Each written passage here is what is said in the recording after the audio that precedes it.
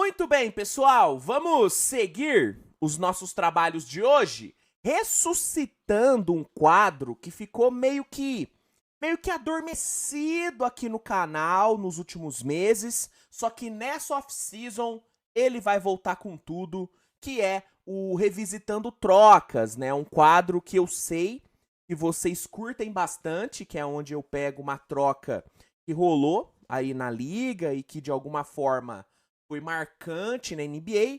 E aí eu pego essa troca e analiso ela com os olhos de hoje e vejo quem é que se deu bem, quem é que se arrependeu da troca, né? Se os dois times fariam essa troca de novo se tivessem a oportunidade. Eu meio que faço o famoso trabalho de engenheiro de obra pronta, né? Basicamente, essa é a ideia do quadro. E a troca que será revisitada hoje, no retorno desse quadro aqui no canal, é uma das trocas que marcaram os anos 2000 na NBA, que é a troca que levou Kevin Garnett para o Boston Celtics. Então, antes da gente começar, só vou pedir para você deixar o like no vídeo, se inscrever no canal, e se der para compartilhar o vídeo com seus amigos, pegar o link e distribuir aí nos seus grupinhos no WhatsApp, Facebook, Telegram, faça isso porque isso ajuda muito no crescimento aqui do nosso projeto. Fechou? Então, vamos lá. Primeiro de tudo, vamos dar uma olhada para o contexto da época e relembrar o que fez o Boston Celtics apertar o gatilho dessa troca. Ó, a temporada 2006-2007 do Celtics foi uma tragédia, cara. Foi uma temporada muito ruim. Essa foi, na época, a segunda pior campanha que o Celtics já teve na história, na sua história, né? Na história da franquia. O Celtics terminou a temporada 2006-2007 com um recorde de 24 vitórias e 58 derrotas. Foi uma campanha horrível. Esse foi o segundo ano seguido que o Celtics ficou fora dos playoffs e foi a terceira vez em 4 anos que o Celtics encerrou uma temporada regular com uma campanha abaixo dos 50%. O time tava ali num limbo muito ruim e que é difícil de sair, né? Quando você tá numa sequência dessa, uma sequência ruim de temporadas, você acaba ficando meio que afogado, você não sabe como que sai disso, você não sabe muito o que fazer para mudar, né, o panorama do seu time. E aí a diretoria, olhando para esse momento, olhou e pensou, cara, a gente precisa ser agressivo, precisa dar uma chacoalhada geral no time. E aí a diretoria resolveu olhar para o mercado e resolveu, mano, meter o louco.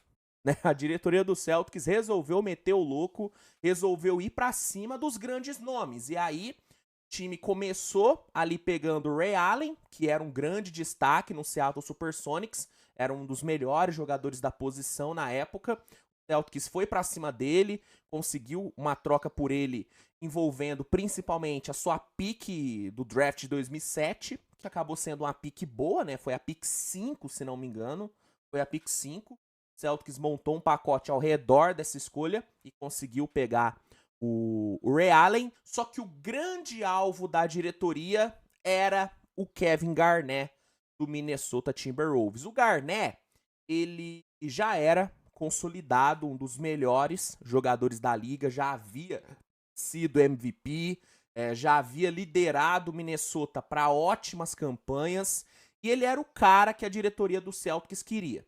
O Celtics queria colocar ali ao redor do Paul Pierce, que era seu franchise player, queria colocar ao redor dele grandes nomes para, primeiro, montar um time competitivo, mas também para impedir que o Paul Pierce forçasse uma troca, forçasse uma saída, porque existia esse temor. O Pierce estava numa crescente muito boa e a diretoria tinha medo do Paul Pierce, por estar nessa crescente, querer ir para um time mais forte, querer ir para um time mais competitivo, já que o Celtics, lembrando, vinha de uma sequência ruim de temporadas. Então, a diretoria queria pegar esses grandes nomes, queria pegar ali o Garnett para óbvio, mudar o panorama do time, botar o time para competir, mas também para segurar o Paul Pierce.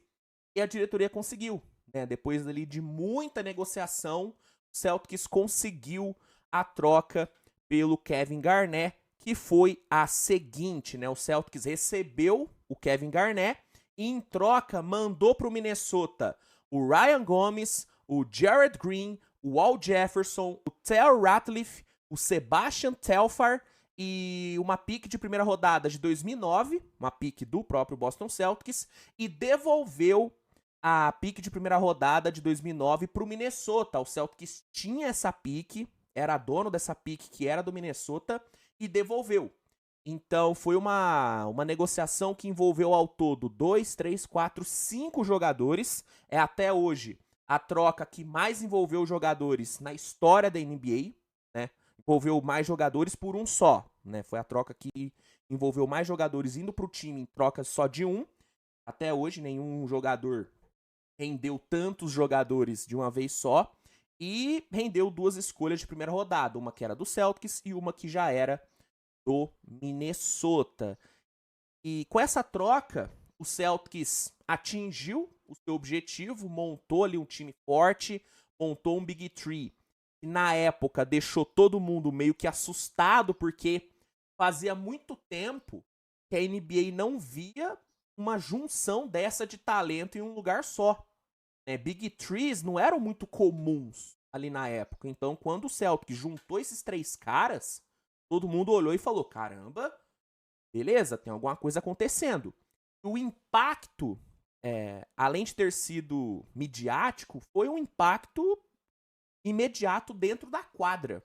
Logo na temporada seguinte, o Big Three já encaixou de uma forma maravilhosa e o Celtics conseguiu sair da sua segunda pior campanha na história para uma campanha de 66-16 na temporada 2007-2008. O Celtics teve a melhor campanha da liga naquela temporada e foi, na época, a terceira melhor campanha da história da franquia. Um salto absurdo, um salto de 42 vitórias, uma coisa realmente impressionante. E o grande divisor de águas para o Celtics foi, de fato, o Garnett. O Garnett teve uma temporada incrível, ele terminou em terceiro na votação para MVP e levou seu primeiro DPOY para casa. Pela primeira vez, o Garnett ganhou o prêmio de melhor defensor da NBA. Ele fez o Celtics terminar a temporada com a melhor defesa da liga. E, mano, foi uma temporadaça do Garnett. E o sucesso do Garnett e do Celtics não se resumiu à temporada regular, né? Porque o time fez um playoff muito forte, bateu Atlanta, bateu Cleveland, bateu Pistons e chegou pela primeira vez desde 87 nas finais da NBA. E encarou o seu maior rival, né? Encarou o Los Angeles Lakers e venceu.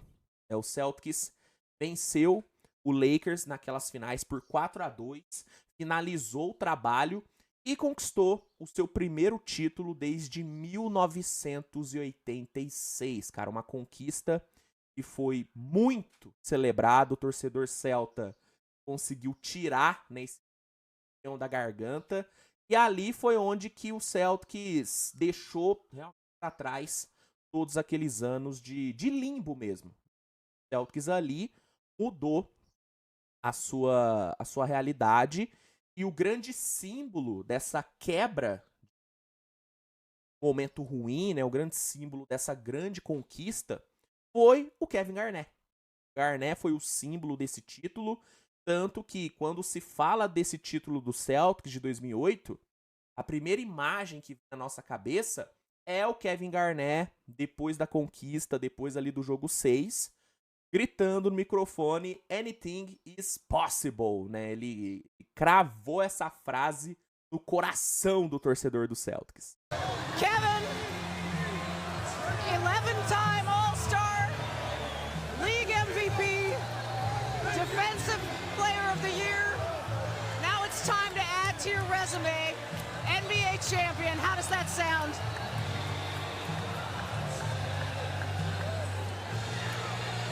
Man, I'm so I'm so hyped right now. Anything's possible. Anything's possible! E bom, depois disso, depois dessa grande conquista, o Celtics retornou às finais lá em 2010, encarou de novo o Los Angeles Lakers, só que dessa vez não conseguiu vencer, né? O Lakers, comandado ali por Kobe, Gasol, bateu o Boston Celtics, meio que se vingou do Boston Celtics e foi campeão naquela temporada. E depois disso, o Celtics não conseguiu voltar mais para as finais, né? Nessa era, Kevin Garnett, Paul Pierce, Ray Allen, óbvio, depois voltou ali, né? Agora, nessa geração Tatum e Brown, voltou, foi 2 vezes para as finais, conquistou no ano passado. Só que na era Kevin Garnett, depois das finais de 2010, o Celtics não voltou mais ali para a disputa do título, porque um tal de LeBron James resolveu ir para Miami, né? E a saída do LeBron para Miami foi o que fechou de vez a janela de título do Celtics, porque aquele Heat dominou a Conferência Leste, né, por alguns anos. E o Celtics, mesmo ainda tendo um time forte, um time competitivo, com um Kevin Garnett em alto nível, um Ray Allen, um Rajon Rondo, um Paul Pierce muito bons, o Celtics não conseguiu mais vencer aquele Miami. E aí a janela de título se fechou. Depois daquilo, o time começou a se desfazer, né? O Rondo foi ali para Dallas, o Ray Allen foi pro próprio Miami Heat. E aí o Garnett, junto com o Paul Pierce, foram trocados pro Brooklyn Nets numa troca que é uma das mais marcantes da história da NBA. Inclusive, vale a pena fazer um revisitando trocas com essa troca do Garnett e do Paul Pierce pro Brooklyn Nets, porque foi realmente uma troca muito depois para trazer. Então, depois ali do título de 2008, o time não foi mais campeão, só que apesar da troca ter rendido só um título, que é muita coisa, é uma troca que, mano, pra mim foi absurdamente benéfica pro Celtics, foi uma troca que foi um sucesso, né? Essa troca recolocou o Celtics no topo da NBA, recolocou o Celtics no posto de grande time da NBA. Nunca deixou de ser uma grande franquia, nunca deixou de ser um grande time, mas era um time que não estava competindo, não estava brigando. E quando você não compete, quando você não tá ali nos grandes palcos, você acaba, né, tendo o seu tamanho um pouco reduzido. Então, essa troca recolocou, devolveu o gigantismo pro Celtics e rendeu um título muito marcante. E, velho, foi absurdamente comemorado, né? Durante muitos anos, a torcida do Celtics só tinha esse título como lembrança, né? Muito torcedor do Celtics não viu aquele Celtics de Larry Bird, não viu. Obviamente também não viu o Jimmy Russell. Então, esse foi um Celtics que marcou aí a lembrança de toda uma geração, né, de torcedor. Então, foi um título extremamente importante e que, cara, vai ser sempre lembrado. Vai ser sempre lembrado por todo esse contexto.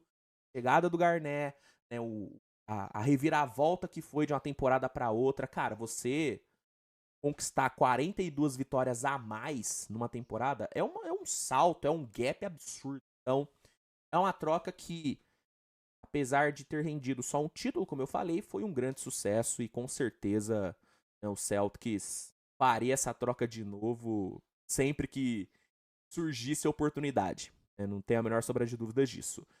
Já o Minnesota, eu acho que teria buscado um negócio melhor, né? Porque apesar do Al Jefferson, chegou ali no time na troca, ter jogado bem pelo time, ele só ficou no time por 3 temporadas, né? Em 2010 ele foi negociado pro Utah Jazz, então ele nem ficou lá muito tempo.